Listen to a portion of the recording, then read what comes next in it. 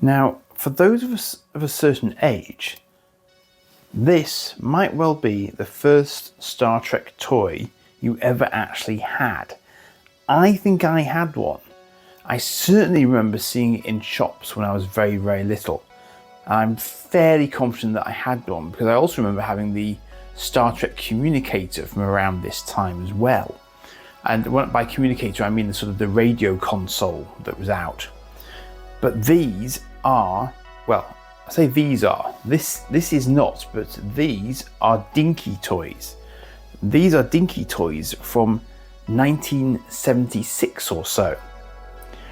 Now, that's really quite extraordinary. These are now nearly 50 years old. But of course the series itself, the original series, kicked off in 1966. Now, I'm not sure to what extent anyone did toys of it right when it was first airing, because these obviously came a lot later, and I actually wonder whether or not Star Wars triggered Dinky to get the license for Star Trek to try and sort of, profit off the back of Star Wars. And it's kind of weird to me actually just thinking of Dinky existing in the Star Wars era, because Star Wars of course came to dominate the idea of toy tie-ins. But I think Dinky sort of saw which way the wind was blowing, and they thought, actually guys, we need to get in on this. So what's deeply unusual here is that we've got here a Klingon D7 battlecruiser. And for the life of me, I can't think of another time when the D7 has come out in a toy form. Diamond Select, to my recollection, haven't done it. Playmate, to my recollection, haven't done it. And I don't know why. I really just don't know. Eagle Moss have done models of it, but even the Eagle Moss XL size of the Katinga, I think it was that they did rather than the D7, is really hard to come by. And I don't quite understand. I don't know whether there's some odd licensing quirk with it or what it is. I just don't get it. Because we've got Birds of Prey coming out of our ears once the Bird of Prey comes on the scene. We've also got Romulan Warbirds, or Romulan Birds of Prey. But we don't have the Klingon D7. Really strange. I don't get it at all. So if you know why we don't have it, please let me know in the comments, because I just don't get it. So let's go back in time. Now this is the Eagle Moss XL NCC 1701 for reference, and it's nearly a bang on size wise to the Dinky actually.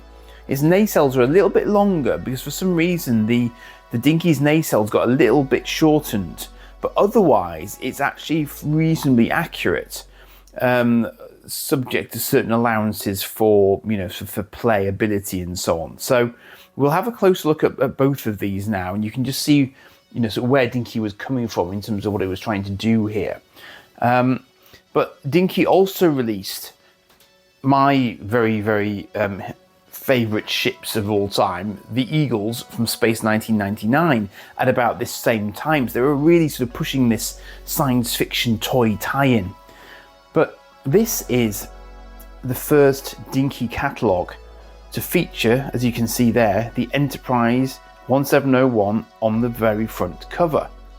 And this is when it first came out. So this is number 12 of the Dinky catalogues, the sort of, the consumer catalogues. You can see on the back there, the Eagles gets a look in there. But this was 1976. So it's Meccano Limited, because Dinky was just a trading name of Meccano. And the Enterprise got first billing on the very first page of the catalogue, along with the Eagle. And there you are, direct from the exciting TV series Star Trek. Through the barriers of space and time, Dinky blasts onto your TV screen. Does it? Not really, but we kind of get what it's going for. It never actually had orange shooting discs. The discs were yellow. Well, they should be. I don't actually have any of the original discs, but I do have the shuttle. And as you can see, the shuttle actually comes out from underneath the ship, whereas in the series it would have come out from the back of the ship.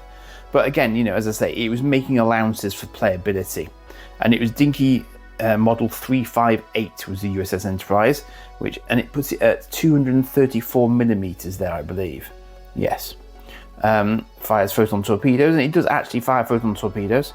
Doors open for access to shuttlecraft. So that was it. That was when Dinky first released the Enterprise. And as I say, I remember this being on shelves probably much later, because otherwise I wouldn't have the memory, because that was not long after I was born. But this is a reasonable quality example of a Dinky Enterprise. And as you can see, you know, it's got all the sort of elements of the Enterprise that make it recognizable. But here you can see this is how the shuttle fits in, and those doors will quite happily shut. But they're also very, very handy for sitting it down and keeping it propped upright, which of course is something that the Enterprise normally struggles with unless you have a specialized stand for it. And you can see here that this is a 1976 edition. But as I say, I think it was probably in shops for a lot longer, and it came out in various different box styles and so on. And it also got released with the Battlecruiser, the Klingon Battlecruiser, in the same box later on. So they have stickers. Obviously, these are slightly worn. Often you get quite a lot of yellowing on the saucer section. But this, as I say, this is not a bad example of it. And this is the rather lethal-looking tool by which you fire photon torpedoes out. So you turn this, and out should pop a photon torpedo, and they are pretty lethal. You know, there's quite a lot of oomph behind it. In fact, that could damage my back screen forevermore if I'm not careful. So I might stop firing now. But you get the idea. You can easily get reproductions of these days, even now. You know, but it could hold a few in its saucer section. So it's a clever idea. But it's probably responsible for a few tears, I suspect, because as you just saw, the launch mechanism is quite severe. But it's a really nice, largely die-cast toy. This is why so many of them still exist. But obviously, getting one in an original box is a little bit trickier, perhaps. And you can also get a lot of repro boxes these days. So you know, you just need to be a little bit careful, depending on what your taste is, as to exactly what you're getting. Now, this, I don't think I really knew existed until I started looking into this range by Dinky. And here you can see this D7 appears on the front cover of the next issue of the Dinky catalogue. And I'm actually borrowing its torpedoes for the Enterprise, because this one I got with torpedoes. But it fired these white torpedoes, I think sometimes yellow ones as well. But this was issue 13, so this was in the following year. And don't forget, you know, we're nowhere near internet yet, so this is what you got. You've got catalogues, paper catalogues. And you can see there, this is 77 Meccano Limited. So again, in amongst the Jerry Anderson inspired licenses, we get these guys. So now we have 357, which is the Battlecruiser, and 358, the Enterprise. So they just keep producing the Enterprise, but now it's joined by the Klingon Battlecruiser. They don't actually not call it a D7, but I'm pretty sure that it is a D7, because it would have been that from the original series. But we are edging towards the point of the films, of course. Now, when I said to you I was going to do a sort of a wash-up of other toys, I actually thought I had more from this era, but now that I stop and think about it, I think that a lot of the other toys were actually tie-ins to The Wrath of Khan, and arguably the motion picture as well, rather than being the original series spin-offs. So I'll cover those in another later video, I think.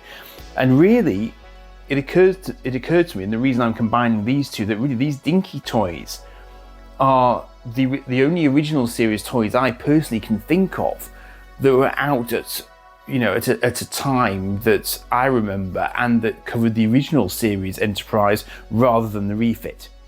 So perhaps in America there were others that were being released, and I'm thinking about Mego here. I'm thinking maybe they were releasing stuff elsewhere, but as far as I'm aware, Dinky actually had a worldwide license to produce a toy of the original series Enterprise. So at least for that period of time, I assume that they were blocking others from the market, apart perhaps from models. models might have been viewed differently. So you could probably get, sort of AMT Ertl models might have started to be a thing around this sort of time. But apart from that, I would think these were perhaps the only game in town for that period. Now, let's have a little close look at the Battlecruiser here. And again, there's a lot of die cast on this. It's perhaps not quite in scale with what you'd expect, but again, you'd put the torpedoes in the top here, and then you'd use this trigger to flip the torpedoes out and away through the front there. And again, it's actually quite close to where the torpedoes do launch from a D7. So actually, that's quite cool.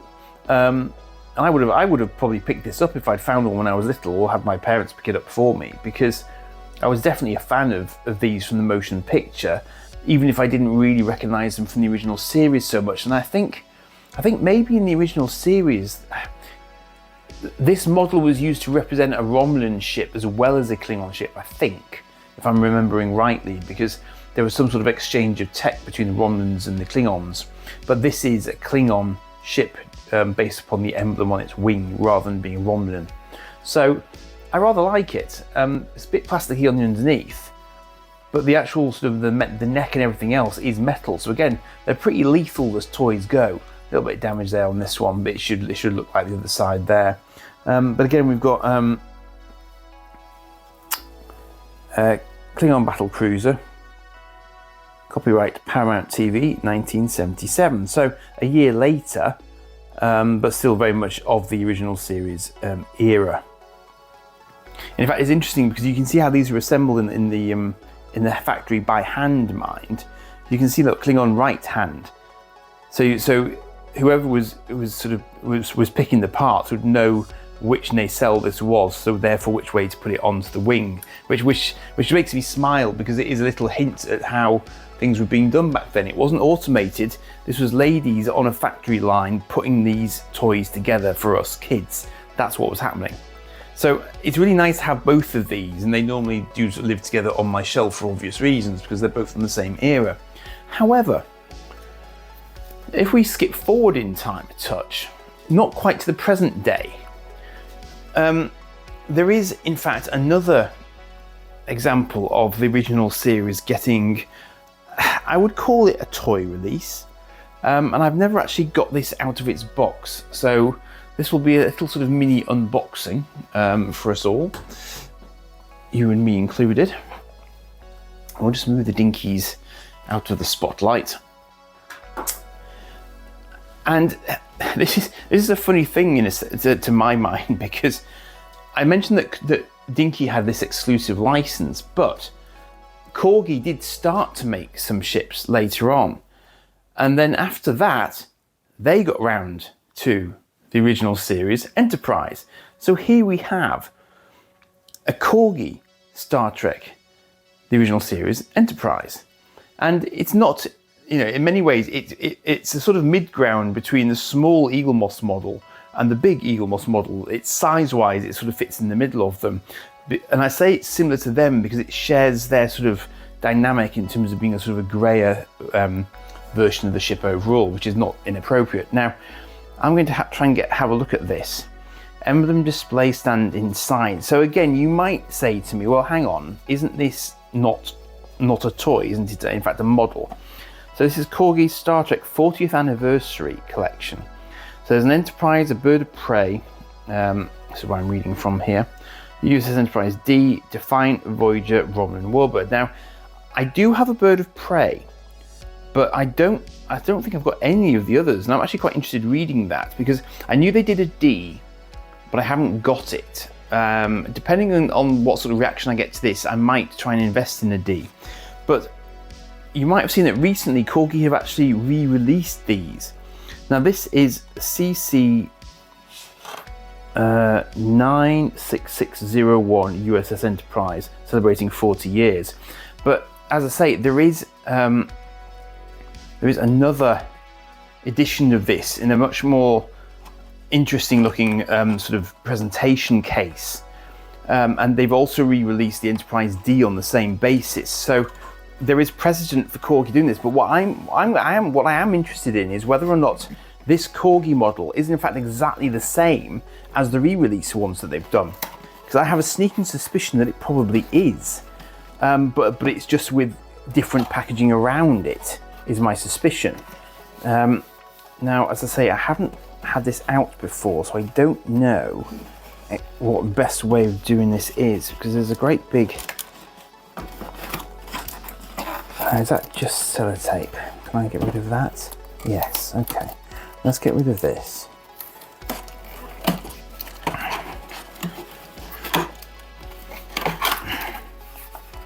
So there's a little sort of, I don't know if that's the actual part of the display stand or not. Potentially it could be, actually. They've certainly done a good job of keeping it in the box there. And I think looking across at another one that I've got, which is the Bird of Prey, that probably is the display stand there. But for now, I think I'll just try and get the main ship out to have a look at. If I can. Okay, that's coming. Unfortunately, it's a very sturdy plastic case, so it doesn't mind being manhandled somewhat. Let's get rid of that. I think this is going to be fairly keen to stay put as well, so we'll pop this end open as well. And it's good packaging, I'll give them that. So again, we've got another secure tie on the bottom end. I think the pricing on these on eBay does vary quite significantly at times, so you might want to shop around if you're interested in one. And there's the other bit of the stand. So it's quite clever how they do that. So you get the two pieces of stand in the end of the box. So you definitely need to keep your box in one piece, otherwise you're going to be missing your stand elements. So don't, whatever you do, bin off the ends prematurely. If I was overcomplicating matters slightly, it actually just slides out from inside the rather solid inner tube. So skip to the end, as they say. Let's have a look. So now hopefully I can just detach these two halves, which are now accessible. Okay.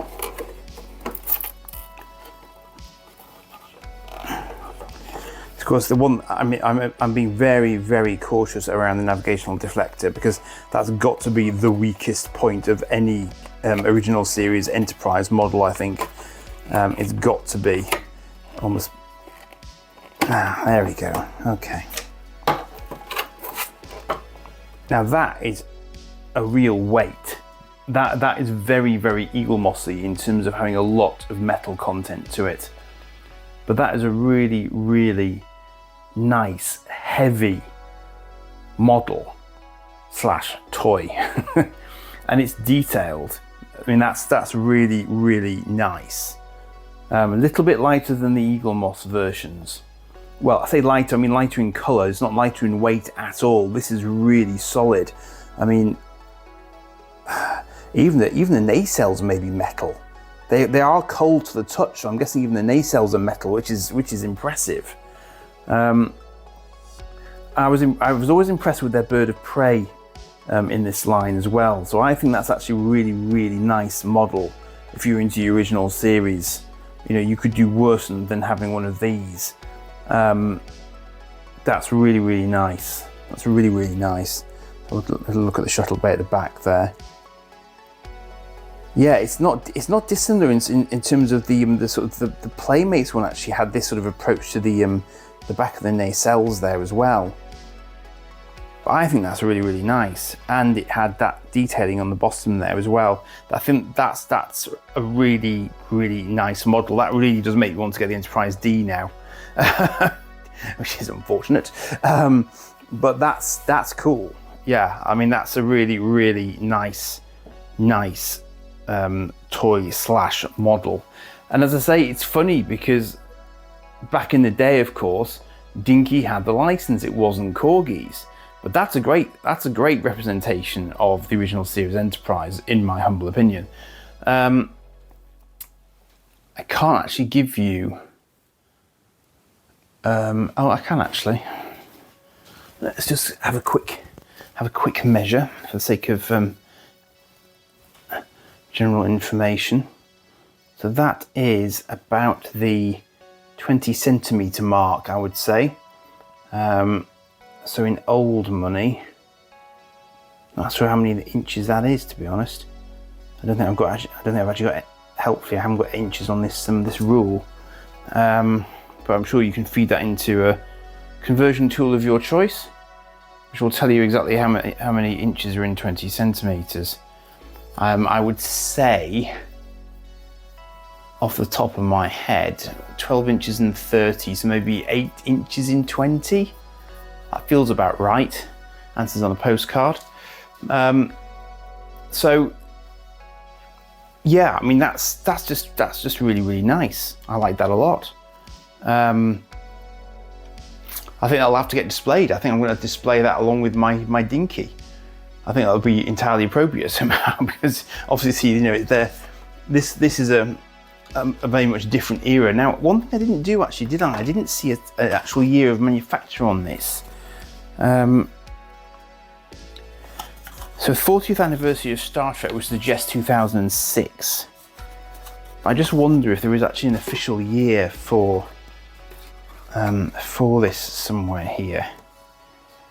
Let's just have a quick look on the other box. Ah, yes, it'll probably be here if it's anywhere. Now, somewhat ironically, given where Corgi used to make their things, this is made in China. But you can't have everything. I'm just trying to see if I can actually see it on screen here. It's very hard to see. I can't immediately see a year there. Well, if you can see a year, you're doing better than I.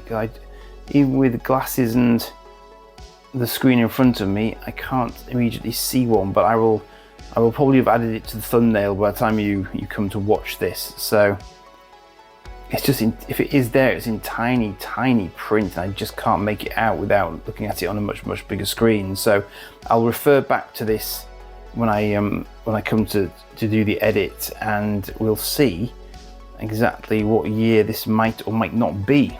But as I say, you know, logically speaking, I would think it would be about 2006.